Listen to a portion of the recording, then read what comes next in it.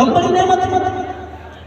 अल्लाह 4 टांगों वाला जानवर बना सकता था, रेंगने वाला कोई जानवर बना देता, चीड़ फाड़ करने वाला कोई दरिंदा बना देता, चौपाया बना देता, लेकिन अल्लाह ने आपको इंसान बना।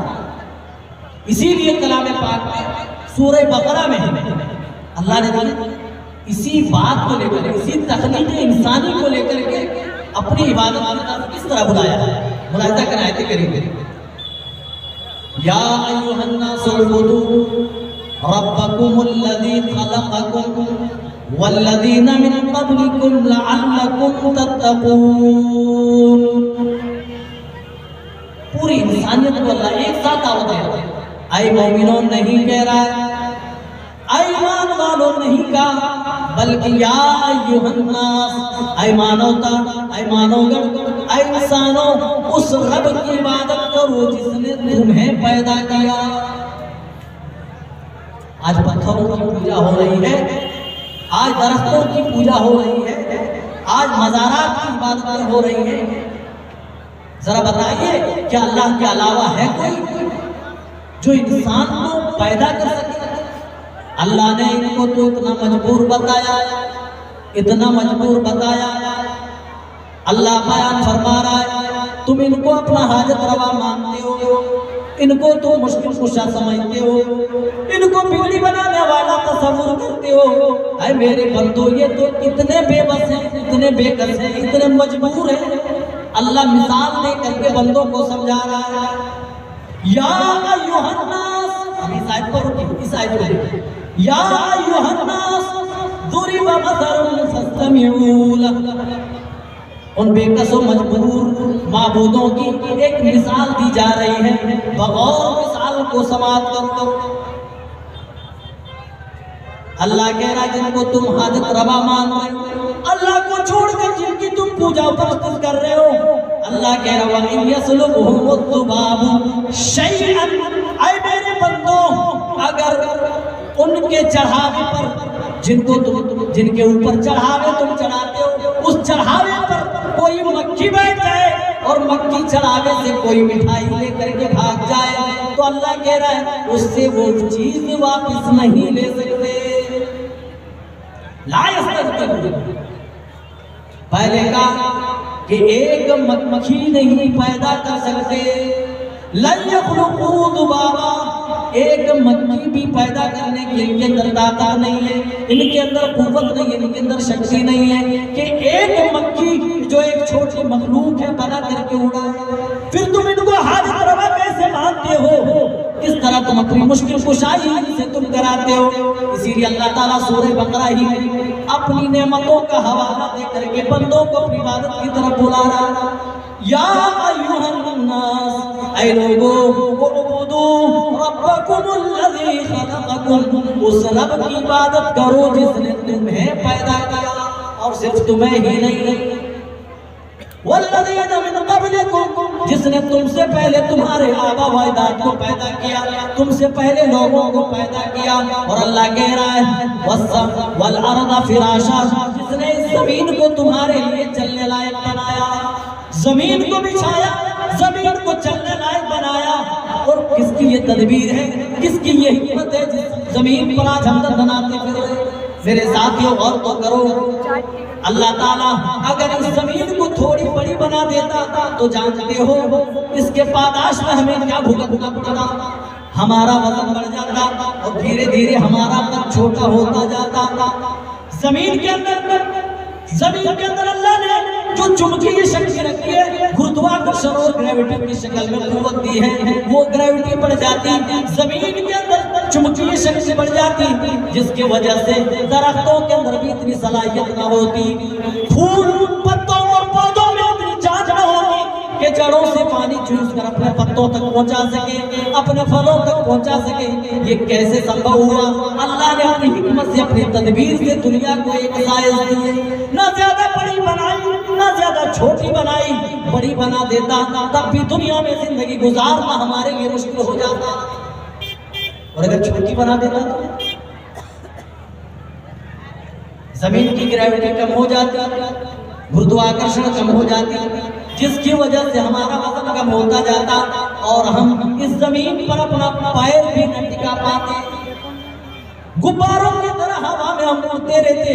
इसीलिए अल्लाह कह रहा है, ओ मेरे बंदो, उस रब ने तुम्हारे ऊपर ऐसा ये किया कि तुम्हें पैदा किया है, और पैदा ही नहीं किया, तुम्हारे जमीन को चलने लायक बना दिया।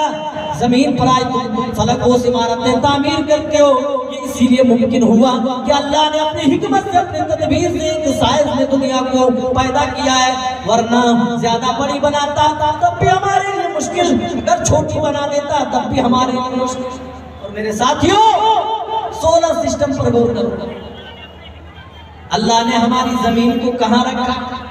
अगर सूरज से करीब कर देता, हम सूरज की गर्मी से हम जल भुन जाते, और ज्यादा दूर कर देता तो हम ठंड से हम ठिठर ठिठर के बन जाते। अल्लाह ने अपनी हिकमत और तदबीर से हमें ऐसी जगह रखा जहां हमारे लिए जीना संभव हुआ, हमारे लिए जिंदगी गुजारना आसान हुआ। इसीलिए अल्लाह ताला अपना एहसान बयान कर रहा है। क्यों अपनी नेमतें अल्लाह बयान कर रहा है? क्योंकि इंसान दो जगह झुकता है। पता है आपको कहां? एक पावर के सामने। आदमी बोलता है कि जिसकी लाठी उसकी भैंस, तो एक पावर के सामने आदमी झुकता है। और दूसरी जगह जहां से कुछ मिलने की तवक्को और उम्मीद हो, वहां भी आदमी आकर के दुम हिलाने लगता है, जहां से कुछ नफा मिलने की उम्मीद हो। अल्लाह कह रहा है, नफा भी मैं देता हूं, और ऐ मेरे बंदो, मेरे अंदर ही पावर है, मैं ही कंट्रोल रखता हूं, ये सारे तसर्रुफात मेरे लिए हैं। इसीलिए कह रहा, वल अर्ज़ फिराशा, ऐ मेरे बंदो, ये जमीन हमने तुम्हारे लिए बिछाई है, वस्समा बिना, और हमने आसमान को छत बना दिया। छत हम बनाते हैं, क्यों बनाते हैं? ताकि बारिश से खुद को महफूज कर ले, सर्दी से महफूज कर ले, खतरनाक हवाओं से खुद को महफूज कर ले। अल्लाह कह रहा है, वस्समा बिना, जिस तरह तुम अपने घरों के छत बनाते हो, हमने भी आसमान को छत बना दिया ताकि सूरज के खतरनाक रेडिएशन से तुम महफूज हो जाओ, ऊपर से आने वाली बलाओं से हम तुम्हें सुरक्षित कर सके। इसीलिए हमने ओजोन लेयर को बना दिया ताकि ऊपर से कोई बला तुम पर नाज़िल ना हो। फबिअय्यि आलाइ रब्बिकुमा तुकज़्ज़िबान, ओ मेरे साथियों, तुम अपने रब की कौन कौन सी नेमत का इनकार करोगे? किन किन नेमतों को तुम झुठलाओगे? जरा अपने बदन को तो देखो। अल्लाह ने तुम्हारे पैरों में चलने की ताकत दी, और अल्लाह कह रहा, वल्लाहु अखरजकुम मिन बुतूनि उम्महातिकुम ला तालमून शैआ। ऐ मेरे बंदो, जरा गौर तो करो, याद तो करो उस वक्त को जब तुम तुम्हारी माँ के पेट में थे, जब तुम अपनी माँ के पेट में थे, अल्लाह ने तुम्हें तुम्हारी माँ के पेट से निकाला। ला तालमून शैआ, तुम कुछ भी नहीं जानते थे, तुम्हें कुछ भी अता पता नहीं था। भूख लगती थी तब भी रोते थे, किसी और चीज की तलब होती थी तब भी रोते थे, रोने के सिवा तुम्हारे पास कोई चारा न था। लेकिन अल्लाह ने तुम्हें जहाँ तुम्हारी माँ के पेट में जिंदगी दी, जहाँ तुम्हारे लिए जिंदगी के सामान मुहैया किए, अब तुम्हें माँ के पेट से बाहर निकाला, वहाँ भी तुम्हें रोजियां फराहम की जा रही है, वहाँ भी तुम्हें पाला और पोसा जा रहा है। रब का एहसान है। अब जब पैदा हुआ, वही पैर जो अब तक डगमगा रहे थे, अल्लाह ने इन पैरों में शक्ति दे दी, कुव्वत दे दी, तवानाई डाल दी। अब वो बच्चा धीरे धीरे चलने लग गया। वो हाथ जो कभी कमजोर हुआ करते थे, जवान होते होते हाथों में कुव्वत आ गई, बाजुओं में कुव्वत आ गई। वो जबान जो लुगनत के शिकार थी, अब वो जबान दंदना कर बोलने लगी, कैंची की तरह चलने लगी। वो कान जो कभी बहरापन का शिकार, जो कभी बहरापन के शिकार थे, अब वो सारी बातें सुनने लगे और दिलो दिमाग सारी बातें समझने लगे। मेरे साथियों, गौर तो करो, अपने रब की नेमत को तो याद करो। अल्लाह चाहता तो तुम्हें पैर की नेमत छीन लेता तुमसे और तुम्हें पैरों से माजूर कर देता, लंगड़ा बना देता, तुम अल्लाह का क्या बिगाड़ लेते। अल्लाह चाहता तो तुम्हें हाथ की नेमत तुमसे छीन लेता, लूला बना देता, तुम रब का क्या बिगाड़ लेते। कितने ऐसे लोग हैं जिनकी टांगे खराब हैं, कितने ऐसे लोग हैं जिनके हाथ खराब है। ये इसीलिए अल्लाह ने बनाए, ये बताने के लिए बाकी बंदों को, क्या मेरे बंदो, वो भी तुम्हारे तरह बंदे, मैंने उनसे उनकी टांग छीन ली है, लिए हैं, हमने किसी से किसी की ज़बान छीन ली है, हमने किसी से उसकी आंखें छीन ली है, किसी का दिलो दिमाग सोचने और समझने की सलाहियत सल्ब कर ली है। ये बताने के लिए बाकी बंदों को क्या मेरे बंदो, हम तुम्हारे साथ भी ऐसा कर सकते थे, लेकिन हमने तुम्हें पैरों में कुव्वत दे दी, हाथों में पकड़ने की सलाहियत दे दी, कानों में समाज की ताकत, आंखों में बसारत देखने की, तो जबान में कुव्वत गोयाई, बोलने की तो दिलो दिमाग में सोचने और समझने की सलाहियत पैदा कर दी। अल्लाह चाहता तो दिमाग और दिल की नेमत छीन लेता, पागल बना देता, मजनून बना देता, हमरा आपका क्या बिगाड़, लेकिन अल्लाह ने अच्छे जिस्म वाला, सही शक्ल सूरत वाला, तवाना जिस्म का मालिक बनाया। तुम रब के एहसानात को किस कदर फरामोश करोगे। आज नाशुक्री हो रही कि नहीं हो रही, और नाशुक्री इतनी कि रब को भी कहना पड़ा। रब कह रहा है, आए मेरे बंदो, मेरी इबादत इसलिए करो कि हमने तुम्हें पैदा किया है, और सिर्फ तुम्हें ही नहीं बल्कि तुम्हारे आबा व अजदाद जो तुमसे पहले थे उनको पैदा किया। वल अर्ज़ फिराशा, जमीन को तुम्हारे लिए बिछाया, वस्समा बिना, तुम्हारे लिए हमने आसमान को छत बनाया। आगे देखिए और नेमतें मज़ीद बयान की जा रही है। व अनज़ला मिनस समाई माआ, मेरे साथियों, बारिश ना हो तो तुम प्यास की शिद्दत से तुम तड़प तड़प के मर जाओगे। चौपाए जानवर ये भी मरने के कगार पे आ जाएगा। अल्लाह कह रहा, और समा बिना के बाद ओ मेरे बंदो, उसी आसमान से हमने तुम्हारे लिए बारिश नाज़िल की, पानी दिया, बारिश नाज़िल की।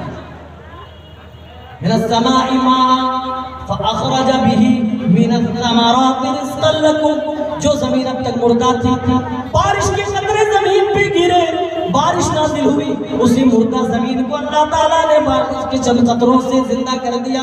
नबातात उगने लगी, घास फूस उगने लगे, फसल उगने लगी, और फल और फूल भी उग गए। और अल्लाह कह रहा है, ये फसलें दे करके, ये फल फ्रूट दे करके हमने इसके लिए, तुम्हारे लिए, इसके जरिए से रोजियां हमने तुम्हें पहुंचाई। रिज़्क़न लकुम, हमने बारिश बरसा कर इसी जमीन से तुम्हें रोजियां इनायत की है। फला तजअलू लिल्लाहि अंदादा व अंतुम तालमून, तो जानबूझ कर तुम अपने रब का साझी ना बनाओ, अपने रब का शरीक और पार्टनर ना बनाओ। नाशुक्री इतनी, अरे हकीर मखलूक कुत्ता भी अपने मालिक का वफादार। अभी अजान हुई, कितने लोग अभी जिक्र कर रहे थे कि घबराने की बात नहीं, आ जाओ आ जाओ, शामियाने में आ जाओ, नमाज फर्ज हो गई। ये बताने की नौबत क्यों?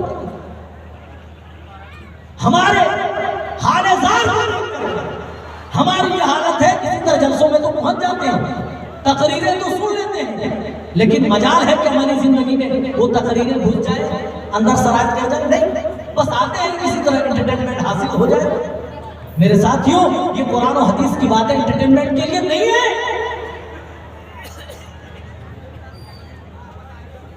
ये बड़ी बड़ी मजलिसें इसीलिए मुनाकिद की जाती है ताकि किताब और सुन्नत की बातें आप तक पहुंचाई जाए, रब का पैगाम आपको पढ़ करके सुनाया जाए। जरा गौर तो करो, मर जाओगे मनोमन मिट्टी के नीचे दफन लोग कर देंगे, चार कंधों का सहारा लेकर कब्रिस्तान पहुंचाएंगे, कौन सी चीज हमारे साथ जाएगी? जाएगी कोई चीज?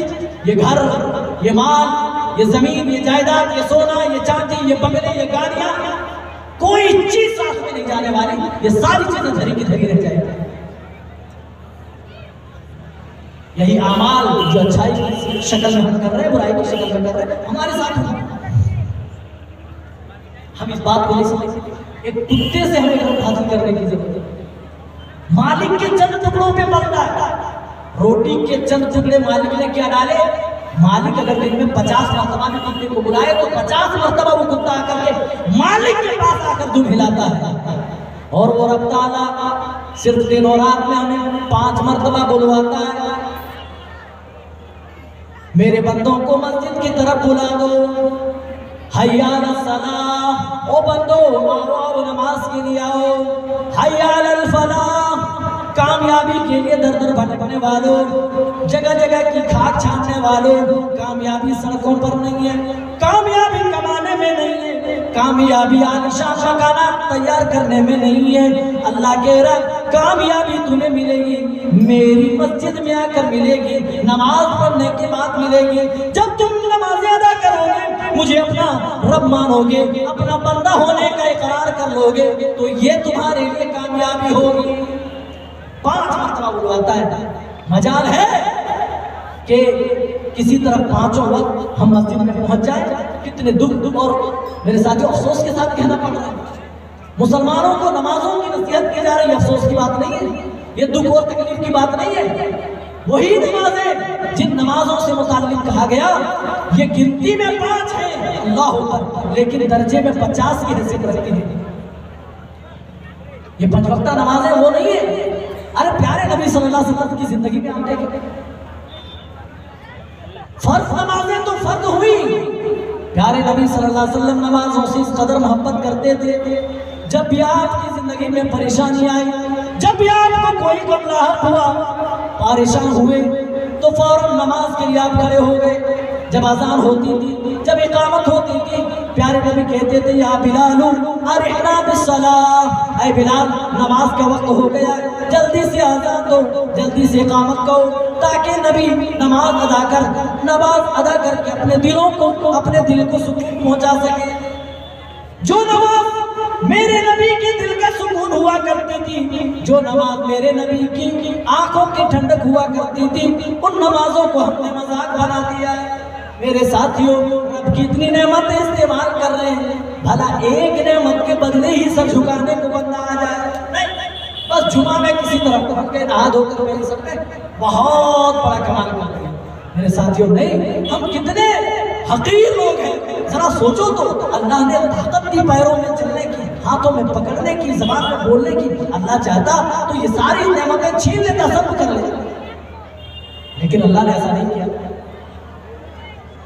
हल अता अलल इंसानि हिनुम मिनद दहरि लम यकुन शैअन मज़कूरा, क्या इंसानों पर वो वक्त नहीं आया जब वो काबिले जिक्र न था? हम काबिले जिक्र ही नहीं थे, अल्लाह ने हमें वजूद बख्शा। ये रब की बहुत बड़ी तौफीक, ये रब की बहुत बड़ी इनायत याद रखिए। अगर इन इनायतों के बदले अगर रब के सामने अपने जमीने नियाज को न झुकाओ, तो अल्लाह की कसम तुमसे बड़ा बागी, तुमसे बड़ा रब का गद्दार और तुमसे बड़ा रब का सरकश और कोई नहीं आता। चलिए दूसरी नेमतें तो बहुत ज्यादा है। अल्लाह ने ये कहकर के बता लाजवाब कर दिया, ला तुहसा, तुम गिन ही नहीं सकते। बस जो अहम है उन नेमतों को मैं इख्तिसार के साथ जिक्र करूंगा। और बड़ी नेमतों में कौन सी नेमत है? ईमान की नेमत है। ये कितनी बड़ी दौलत है, अल्लाह अकबर। हमें इस ईमान का महत्व मालूम नहीं, इसलिए कि इस ईमान के लिए हमने कोई कुर्बानी नहीं दी। बस बकौती में ईमान मिल गया, हमारे बाप दादा मुसलमान थे तो हम भी अब मुसलमान हैं, आगे चलकर हमारी नस्ल दर नस्ल मुसलमान होती जाएगी। बस हमें मुसलमानियत का टेस्ट वो लज्जत नहीं पता। ईमान का भी अपना जायका है, ईमान का भी अपना टेस्ट है, हमें वो असर मालूम नहीं होगा। क्यों? क्योंकि इस ईमान के लिए हमने कोई बड़ी कुर्बानी नहीं दी है। लेकिन ईमान का मकाम क्या है? मैं आपसे सवाल करूंगा, मोबाइल तो सबके पास एंड्रॉइड और जियो धंधनादन चल रहा है 5G स्पीड में। दुनिया में कितने लोग बसते हैं, एंड शर्ट की चीजें सर्च करते हो और जानकारी जुटाते हो। कभी जानकारी जुटाने की कोशिश की कि दुनिया में लोगों की, इंसानों की आबादी कितनी है? कोई भाई बता सकता है? कोई भाई बताए?